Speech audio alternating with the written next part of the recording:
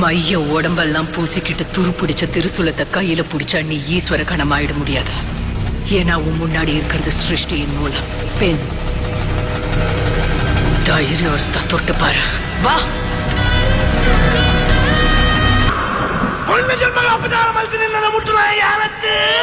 ನಿನ್ನ ಸಂಹಾರಕ್ಕೆ ಬೋಡಾದು ಉಲ್ಲಾಯನ ಅನುದತ್ತೊಂದು ಅಪ್ಪ ಸಂಖ್ಯಬಾರ ಗಾಳಿಭದ್ರ ಕುಮಾರನ ಮಗಳು ಎನ್ನತ್ತಗೆ ಬರಂದುಲ್ಲ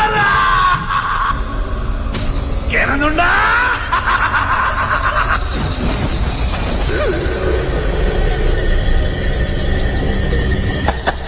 ಚೌಂಡಿ